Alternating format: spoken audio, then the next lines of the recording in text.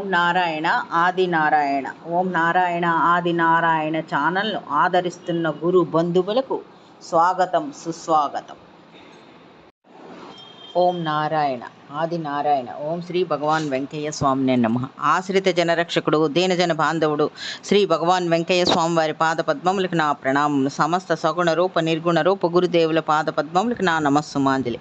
అవధూత శ్రీ భగవాన్ వెంకయ్య స్వామి వారి అనుగ్రహంతో, సమస్త గురుదేవుల ఆశీస్సులతో శ్రీ మొగలచెర్ల దత్తాత్రేయ స్వామి వారి లీలా వైభవం.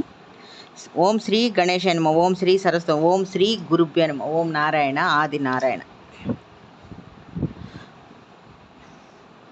ఒకసారి నవంబర్ నెల చివరి శనివారం నాడు మధ్యాహ్నం 3 గంటల ప్రాంతంలో మొగలచెర్ల దత్తాత్రేయ స్వామి వారి ఆశ్రమం దగ్గరికి ఒక భార్య భర్త వచ్చారు. వారు ప్రసాద్ గారిని ఇలా అడిగారు, సార్ నిద్ర చేయాలంటే ఇక్కడ ఏమైనా రూమ్ దొరుకుతుందా అన్నారు. అప్పుడు వాళ్ళు వచ్చే టైంకి ఇంకా ఆశ్రమం దగ్గర 1-2 రూములు తప్ప మరేమీ లేవు. వచ్చిన భక్తులు ఎక్కువ మంది మండపంలోనే కాలం గడుపుతూ ఉండేవారు. ఆ వచ్చిన దంపతులు అదే మొదటిసారి రావడం, స్వామివారి మందిరానికి రావడం. తర్వాత ఆ రోజు శనివారం అయినప్పటికీ భక్తులు తాకిడి తక్కువగా ఉన్న కారణంగా వారి పేర్లు నమోదు చేసుకొని వారికి రూమ్ ఇచ్చారు ప్రసాద్ గారు. ఇద్దరు తమ గదికి వెళ్ళి స్నానాధికారులు ముగించుకొని మళ్ళీ 5 గంటలకల్లా మందిరంలోకి వచ్చారు. నేరుగా ప్రసాద్ గారు ఉన్న చోటుకు వచ్చి వారితో ఇలా మాట్లాడారు. అయ్యా, మేము ఇదే మొదటిసారి ఈ గుడికి రావడం. ఇక్కడ ఏ ఏ కార్యక్రమాలు జరుగుతాయి? ఇక్కడ ఒక రాత్రి నిద్ర చేస్తే చాలా మంచి జరుగుతుందట కదా. మాకు మా ఊళ్ళో వాళ్ళు చెప్పగా విని ఒకసారి చూసి నిద్ర చేసి పోదామని వచ్చాము. శ్రీ స్వామివారి గురించి మాకు పెద్దగా తెలీదు, మాకు వివరిస్తారా అని ప్రసాద్ గారిని అడిగారు. అప్పుడు శ్రీ ప్రసాద్ గారు శ్రీ మొగలచెర్ల దత్తాత్రేయ స్వామి వారి గురించి, వారు చేసిన తపో సాధన గురించి, తర్వాత ఏదైనా సమస్యలు ఉన్న వాళ్ళు ఇక్కడ నిద్ర చేసి స్వామివారికి తమ సమస్య గురించి చెప్పుకొని మొక్కుకుంటే పరిష్కారం లభిస్తుందనే విశ్వాసం ఉందనని మీకు అని చెప్పారు. మీకు కూడా ఏదైనా సమస్య ఉన్నట్టయితే మీరు కూడా మొక్కుకోవచ్చని వాళ్ళకి తెలిపారు ప్రసాద్ గారు. అంతా విన్న తర్వాత ఆ దంపతులు ఇద్దరూ ఒకరి ముఖం ఒకరు చూసుకొని ఇలా అన్నారు, మాకు వివాహం జరిగి దాదాపు 10 సంవత్సరములు గడిచాయి. సంతానం లేదు. 3-4 సంతాన సాఫల్య కేంద్రాల్లో టెస్టులు చేయించుకున్నాము, ట్రీట్మెంట్ తీసుకున్నాము, కానీ ఫలితం లేదు. డబ్బు మాత్రం ఖర్చు అయ్యింది.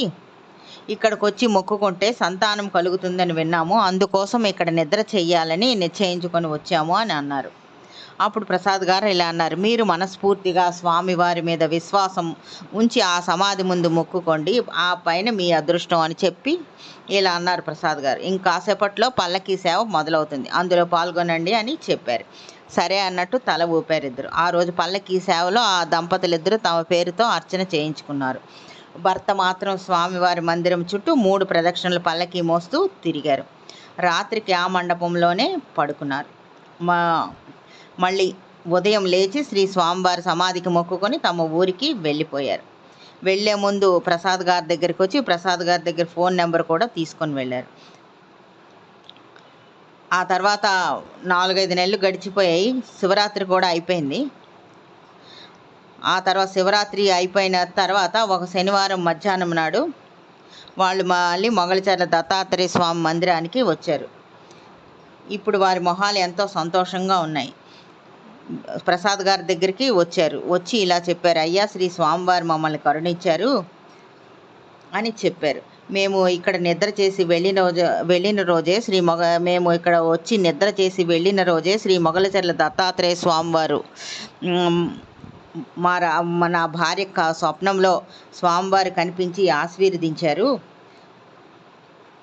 నన్ను నిద్ర లేపి నాకు ఆ విషయం చెప్పింది. ఆ మరుసటి రోజు నుంచి ఇద్దరం అత్యంత విశ్వాసంతో శ్రీ స్వామివారిని మొగలచెర్ల దత్తాత్రేయ స్వామివారిని సేవించుకుంటున్నాము. ప్రస్తుతం ఆమెకు 2వ నెల అని చెప్పారు అతను.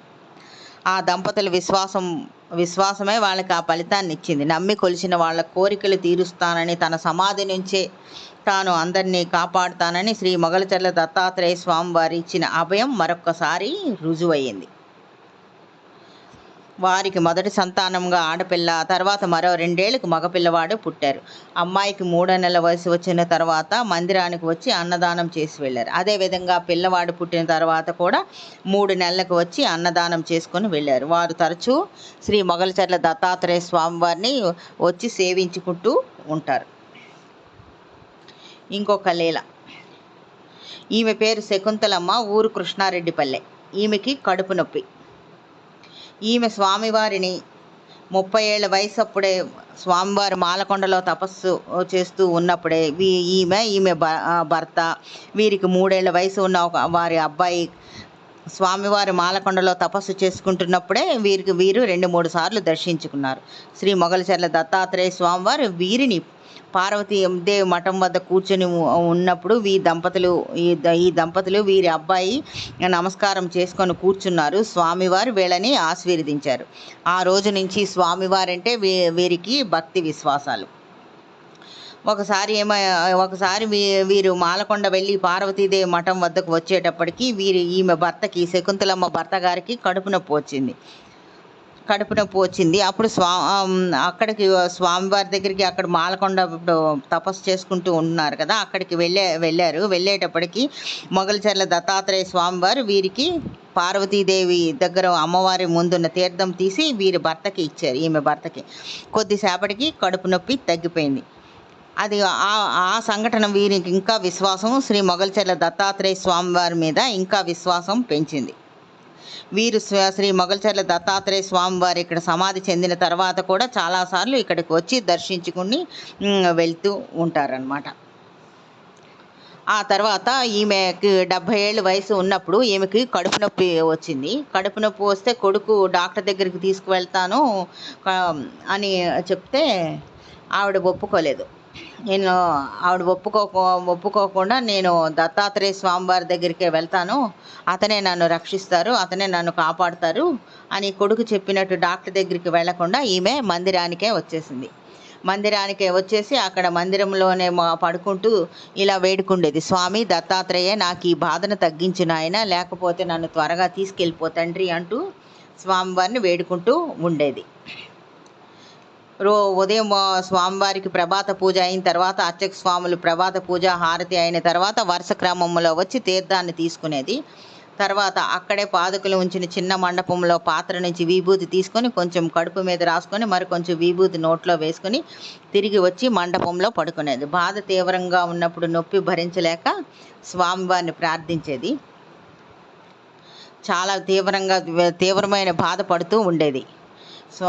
స్వామి దత్తాత్రేయ, నాకు ఈ బాధను తగ్గించిన ఆయన, లేకపోతే నన్ను త్వరగా తీసుకుపో తండ్రి అంటూ వేదనతో మెలికలు తిరిగిపోతూ ఉండేది. అది చూసే వాళ్ళకి చాలా బాధగా ఉండేది. ఈ బాధ ప్రసాద్ గారు కూడా చూసి గమనిస్తూ తట్టుకోలేక ఎందుకు అని ఇలా అనుకున్నారనమాట. ఎందుకు ఈవిడ ఇంత బాధపడుతూ మొండిగా ఇక్కడే ఉంది, ముందుగా మానవ ప్రయత్నం చెయ్యాలి కదా, పూర్తిగా దైవమే వచ్చి ఆదుకోవాలి అని కోరుకోవడం మూర్ఖత్వం కదా అని వీరికి ప్రసాద్ గారికి చాలాసార్లు అనిపించింది. అదే మాట కుమారుడితో కూడా అన్నారు. అంటే అతను ఈవిడ కుమారుడు ఇలాగ అన్నాడు, అమ్మను డాక్టర్ల వద్ద చూపించాలని ఎన్నోసార్లు అనుకున్నాను, కానీ ఆవిడ ఒప్పుకోలేదు, నేనేమి చేయలేకపోయినా అని అన్నాడు. కానీ ఆమె విశ్వాసం వమ్ము కాలేదు. 4 రోజులు అలా బాధపడింది. 5వ రోజు కల్లా ఆవిడ నొప్పి చాలా భాగం తగ్గిపోయింది. కేవలం శ్రీ స్వామివారి తీర్థం విభూతితోనే తగ్గిపోయింది. ఆమె కోలుకుంది. అందరికీ అక్కడ ఆశ్చర్యం వేసింది. ఆమెను ప్రసాద్ గారు ఇలా అడిగారు, అమ్మ మీరు ఏ నమ్మకంతో ఇంత నొప్పి భరిస్తూ ఉండగలిగారు అని అడిగారు. అప్పుడు ఆమె చెప్పింది, నాయన, నేను మొగలిచర్ల దత్తాత్రేయ స్వామినే పరిపూర్ణంగా నమ్మాను. నాకు 30 ఏళ్ల వయసు నుంచి స్వామివారితో అనుబంధం ఉంది. వారు మాలకొండలో తపస్సు చేసుకుంటున్నప్పుడే వారిని మొదటిసారిగా నేను దర్శించుకున్నాను. వారి మీద నాకు భక్తి విశ్వాసాలు ఉన్నాయి. నాకు ఏమొచ్చినా వారే చూసుకుంటారన్న నమ్మకం ఉంది. దీన్ని నీవు మూర్ఖత్వం అనుకుంటావో, మొండితనం అనుకుంటావో, లేదా స్వామి మహిమ అనుకుంటావో, నీ ఇష్టం నాయన అని ఆమె అన్నారు. అప్పుడు ప్రసాద్ గారికి ఇలా అనిపించింది, మూర్ఖత్వం ఆవిడిది కాదు, నాది అని ఆ క్షణంలో అతనికి తెలిసి వచ్చింది. లేకపోతే ఇన్నాళ్ళుగా స్వామివారి మందిరంలో ఉంటూ ఇటువంటి లీలలు ఎన్నో చూస్తూ కూడా ఇలా అనుమానపడ్డం మూర్ఖత్వం కాక మరేమిటి. ఓం నారాయణ. ఆది నారాయణ.